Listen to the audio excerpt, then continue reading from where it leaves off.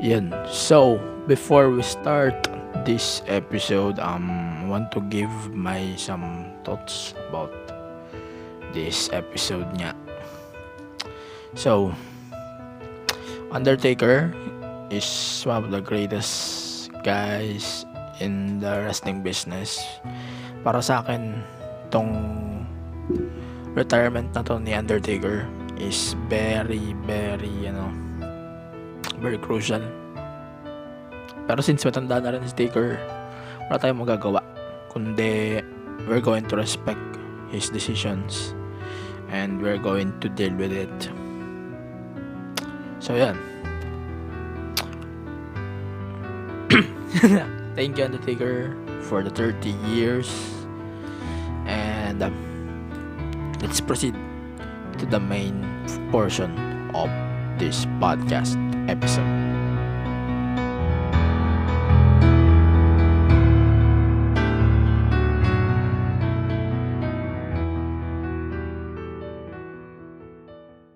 This episode is sponsored by Podmetrics. Podmetrics is a platform we use to get all of the data we need for our shows. For more details, visit podmetrics.co and use the code TMTGShowPod. And again, that's podmetrics.co and use the code TMTGShowPod.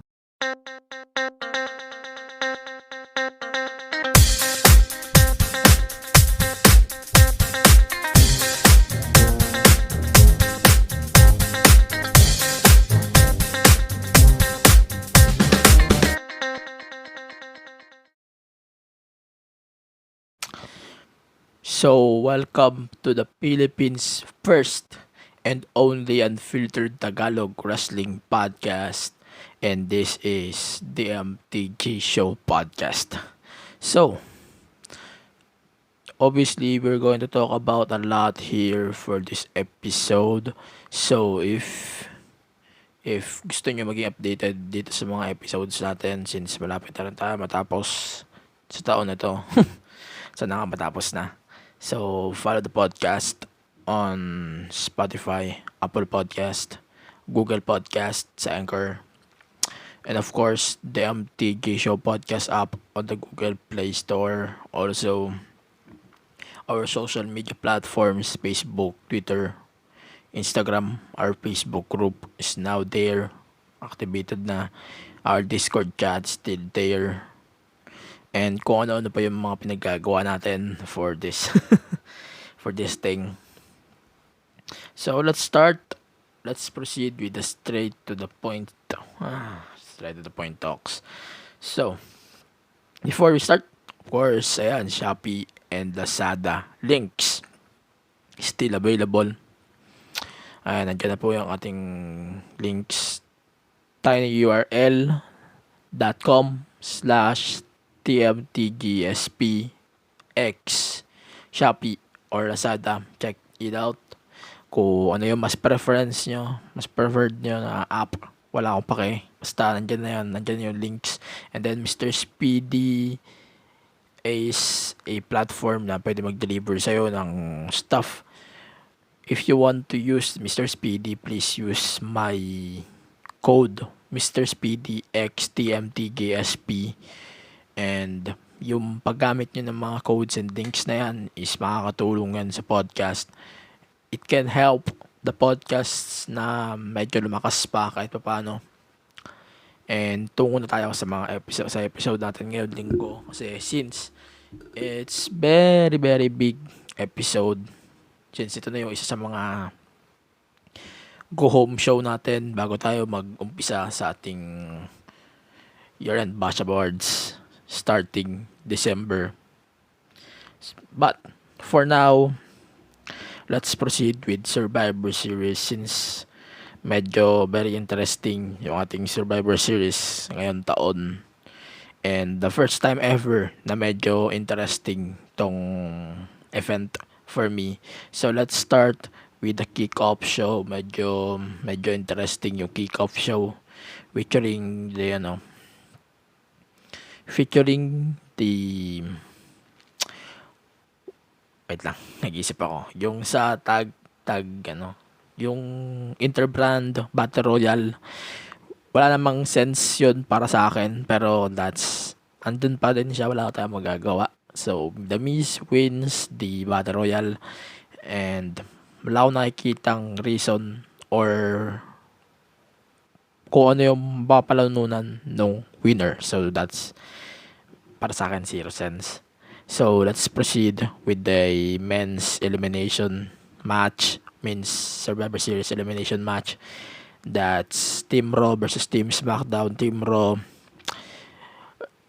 AJ Styles, Keith Lee, Riddle, Sheamus, and Braun Strowman versus Team SmackDown. Jey Uso, Kevin Owens, King Corbin, Seth Rollins, and Otis, ito. Kalimutan ko. Kevin Owens, si Otis, si King Corbin. Hindi rin eh. Wait lang, kalimutan ko yung participants. Basta yun na yun. So, that's a 5-on-5 game. Medyo sweep tong match na to para sa game na to. Medyo sweep. Medyo nadismaya ako na sweep tong mga nangyayari sa SmackDown, and syempre medyo nakakadismaya din itong mga medyo maganda yung elimination ni Rollins para sa akin. Medyo bago yung sacrifice niya. Hindi ako nasiyahan na ganun yung outcome ng SmackDown. But ang kulit itong tingnan natin kung ano pa yung maganda dito. Makulit tong match na to. I love the match though. And then let's talk about the Tag Champions match. That's the Street Profits versus the New Day. What a match. Even yung Tag Champions sa AEW, hindi na pala. Former Tag Champions na FTR, napatweet na din sa New Day and Street Profits. Thank you na din si yung FTR, actually to be exact, thank you sila sa New Day and sa Street Profits dahil sa laban na to. Grabe tong laban na to, putang ina. And WWE deserves this match though. If mabibigyan sila na 5 stars dito, deserve nila talaga tong 5 star na to if ever. But I love this tag team match though. And yun, maganda yung laban. Wala akong masabi. And hindi naman ako nag-expect ng sobrang gandang laban na boom agad. Medyo no, hindi natin naasahan yun. And then let's talk about the tag. Natapos na tayo sa tag real quick. And then let's talk about the mid-card champions. That's the Intercontinental versus the United States champion. So right now, that's Sami Zayn and Bobby Lashley. Ito muna yung take ko. So, I love the domination ng Hurt Business right now. I love their domination. I love din yung pagiging coward ni Sami Zayn. Pero ang problema kasi, alam mo yung problema dito, parang walang kwenta talaga yung pinakita dito ni Sami. Parang sinabi nila, ayan, si Sami Zayn, pwede na yung ganyan, wala namang kwenta yan. Parang ganon. I love his coward role right now, but definitely, this is not one of the best. Hindi siya yung best part na tong role niya para sa akin. Hindi ito yung pinaka-best na napakita niya since naging champion siya. Para sa akin lang naman, wala akong pake sa basta yun. And then let's move on to the women's titles. That's Asuka and Sasha Banks. Para sa akin, I love this match. One of my favorite matches of this night. Medyo naiiling pa ako right now habang nagre-record nung pinapanood ko talaga tong match na to. Sabi ko, I was trying to decide kung ano yung ilalagay ko dun sa categories natin. And medyo napapailing talaga ako na isama tong women's titles. maganda tong laban despite the fact na hindi siya yung title match. Hindi ko inaasahan na ganito kaganda yung laban dito sa Survivor Series ngayon. In fairness, di ko ina-expect na ganito kaganda yung mga laban ngayong taon sa Survivor Series. And medyo nag-exceed lang naman siya ng konti sa expectation ko. Natutuwa din ako na ganun din kayo. Syempre madami natidismaya sa WWE for the past few days and months. And hindi ko inaasahan na ganito nga yung mangyayari. And sobra talaga ako na sorpresa doon. Seryoso. Sobrang magandang sorpresa to para sa akin. So, let's move on to the women's elimination match. Ito na yung isa sa mga pinaka-weirdo na Survivor Series match na napanood ko. Pero ito yung isa sa mga best sa women's. Oh, definitely one of the best women's elimination match. Medyo ang weirdo lang ng booking na bakit hindi niyo pinapagalaw si Lana? What's the point of Lana dusting? Wait lang, jinx din ako. Ano yung punto na hindi kailangan pagalawin si Lana? Do you think na planado ito para manalo din ang Team Raw? Parang ganon. Iniisip ko parang ganon. Pero baka hindi din. Ayan, take ko lang naman yon. But I love the part na medyo gumagalaw lahat. Especially Liv Morgan, Lacey Evans. Sino pa ba pwede ko i-point dito? Si Ruby Riott. And then Bianca Belair. Even Bianca Belair, I love their, stealing the show earlier. Kasama na rin si Peyton Royce. Ang kaganda na laban na yun. Dahil sa kanila, medyo nasira lang nung kailan. Ayan. And then, let's talk about the main event match of the show. That's a champion versus champion match. Drew McIntyre versus Roman Reigns. Boy. Hindi ko inaasahan na ganito magiging kaganda. Hindi ko inaasahan na sobrang ganda na itong laban. Hindi ako nag-expect din. Kasi Survivor Series matches na World Champions medyo magaganda rin AJ Styles versus Brock. Yung Brock versus Bryan. Tsaka yung di naman na-depend last year. So, medyo nag-exceed siya ng konti kumpara dun sa dalawa sa 2018 tsaka sa 2017. Medyo hindi siya nalalayo. Pero para sa akin to yung best kumpara sa tatlo. Maganda yung interaction ni Drew McIntyre tsaka ni Roman Reigns dito. Alam mo yung pangit. Ang pangit lang dito is yung part na kung paano nila binobook itong ending, itong Survivor Series. Medyo doon ako napapangitan sa part na yung part na to na ayun, low blow na lang ending. Low blow na lang and then yung part na lumabas nga si Jey Uso, low blow and then Jey Uso super kick and that's it. Like, what? Yan na yun. Hindi ko rin siya napanood na live kahapon. Pero, yun na yan. Natatawa ako ng konti na pinapanood ko siya na live na, ayan, naka-advantage na si Drew. Nag-hit na siya ng Claymore, naka-down yung referee. And then, lumabas si Jey Uso, super kick, low blow. That's it. Pero para sa akin ito, actually, para sa akin, parang walang nakip. Walang nakip. Lahat sila protected. Lahat ng talo actually protected yan. Si Asuka na protect din doon sa match. Roll up kasi ang ending. Isa Profits, medyo maganda yung laban kahit hindi ka protected yun. Isa World Champions, para sa akin, medyo protected ng konti yun. Protected ang Claymore. Di napin ni Drew si Roman. So, protected pa din. Ang hindi ko mapaliwanag is bakit ang dami lumabas nung Survivor Series patapos na yung Critiker. But ang dami lumabas na na officials na Hall of Famers, tapos nawala lang sila bigla. So, meron tayong sagot na nakuha on that time. So, ang ending nun is pumunta lang sila sa gilid.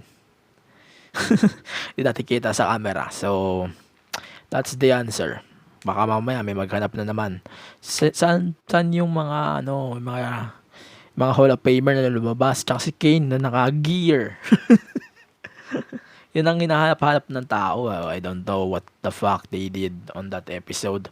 Pero, ano pa ba? Ano pa ba maasahan natin? So, yeah. So, that's it for my thoughts. Some thoughts lang. Hindi ko muna, ayoko ibigay yung opinion ko. Ayoko ibigay yung buod ng opinion ko about Survivor Series ngayon. Mamaya ko ibibigay bago tayo matapos. So, let's move on real quick to Impact. Medyo mabilis lang. Hindi ako masyadong nagsulat para mas mabilis. So, this week's episode is ito yung farewell ng Rascals. So, naglaban nga yung Rascals tsaka si Trey Miguel, tama ba? Di ko tanda kasi sino Trey Miguel and si Rich Swan. Tingnan natin. Di ko sure kung tama ako. Pardon me. Basta, the only things that I know right there is nagkaroon nga ng farewell sa Rascals. And I love the match though. Di ko lang natandaan kung sino naglalaban. And then, yung nag-umpisa na nga yung tournament for the Tag Titles. Knockouts Tag Titles. Medyo dami naman yung slots for the may isang slot pa doon na hindi ko malaman kung sino pa yung papasok. And then, tuloy-tuloy pa din yung sa tawa ba doon? Tuloy-tuloy pa din yung sa investigation kung sino man ang bumaril kay doon sa nangyari sa wedding. Tuloy-tuloy pa din yung investigation. Medyo goofy pa din as usual. I love the shit right there. Maganda yung pinakita nila doon. And medyo, ang alam nyo yung ayaw ko lang dito, medyo nawawala na yung attention ng Wrestle House sa goofy segments to. But still, I love it.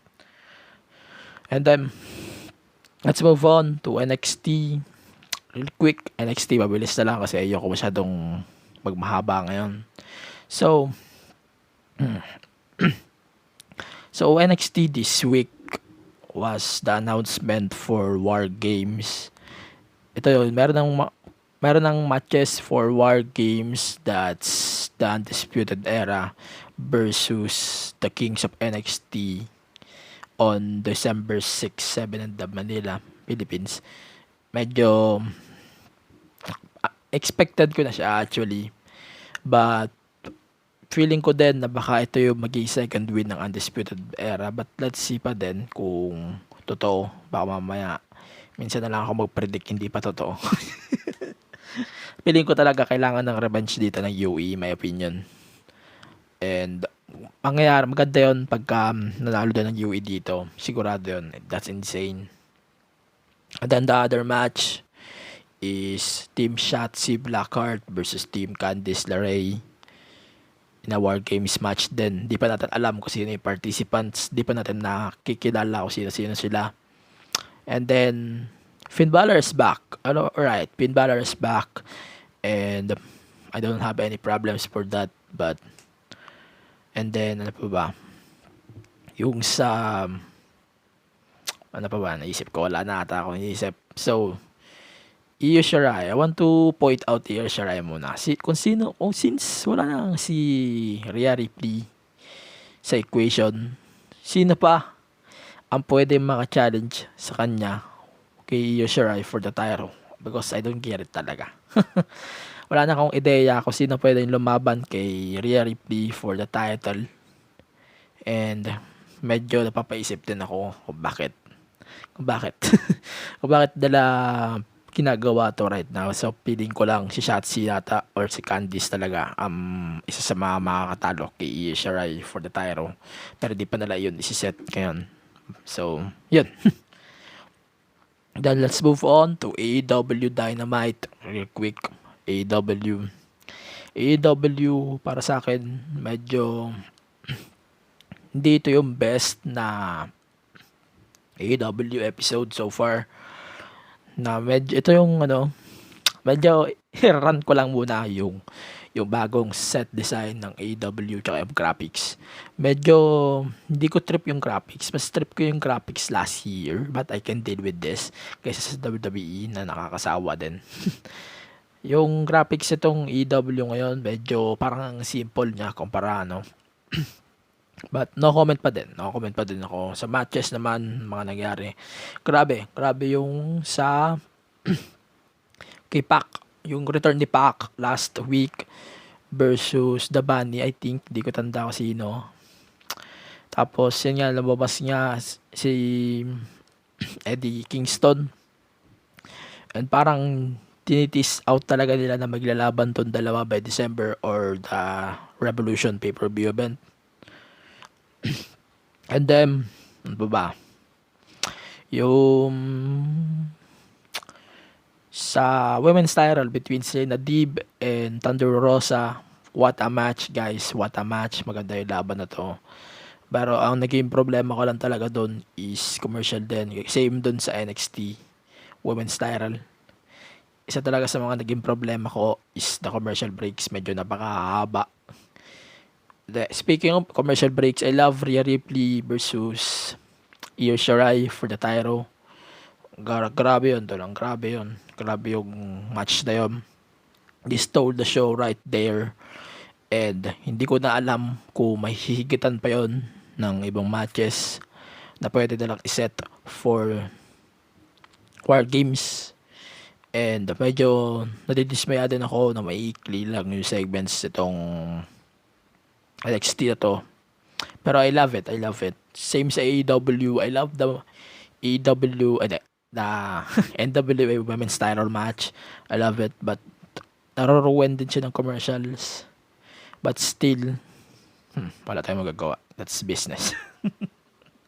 So, ayan. And then the main event, that's a tag team match between Team Taz and Cody and Darby Allin. Boy. Gusto ko yung pagpasok dito ni Will Hobbs, and then nag-turn siya agad into a heel, and then sumali na nga siya sa Team Taz. And I get the point of Will Hobbs joining Team Taz para sa akin. And hindi siya awkward. So, expected ko na din na nasasali talaga si Taz sa Team Taz yon, si Will Hobbs. Pero, I think, hindi magkatagal si Will Hobbs doon. Yun na. And then, the continuous crap sa Inner Circle, tawa pa din ako ng tawa doon sa mga segments na Inner Circle. Minsan kahit medyo cheap na yung mga jokes or yung mga segments ng Inner Circle, still, I love the segments though. Let's move on to NXT UK. Let's focus on the, magpe-prediction muna ako real quick. So, the Heritage Cup will take place on Friday, Manila time. Anytime. Morning. Friday, Manila time. And my predictions between A-Kid and Trent 7. I think Trent Kid deserves to win the match though. Pero feeling ko, based on storyline experience, Trent 7 to. But WWE reality, baka A-Kid to, since medyo they need to build a new name in their game. So, A-Kid can beat Trent 7, or pwede rin nila i-beat para magkaroon lang ng new faces sa NXT UK na pwede pumalit sa mga nawala sa UK division nila. And I love it. And now, itatake na rin natin yung sa women's title sa NXT UK. Definitely one of the biggest matches ng NXT UK so far.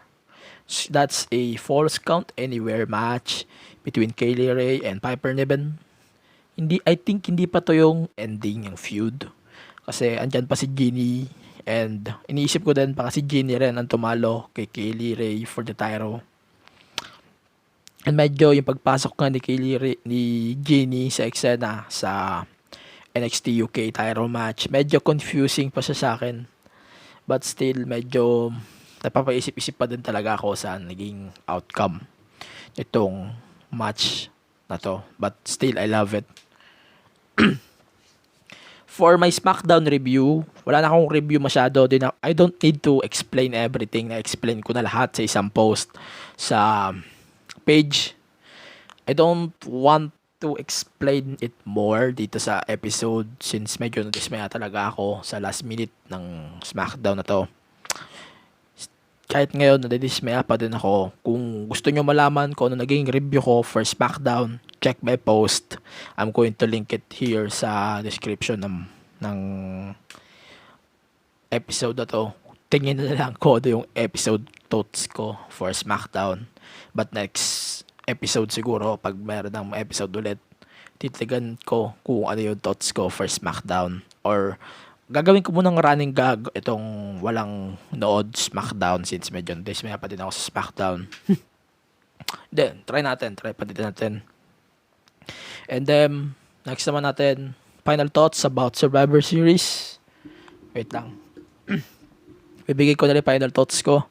So, I love the men's elimination match. Maganda tong laban matimula. Medyo nawiwirduhan lang ako kay Rollins and sa sweep.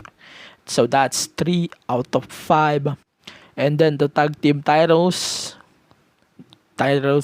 holders, that's Street Profits and the New Day. That's 4 out of 5. One of the biggest matches or the best tag team matches ever in the WWE sa quarantine. And then the Intercontinental and United States Champion. Maganda yung push kay Bobby Lashley.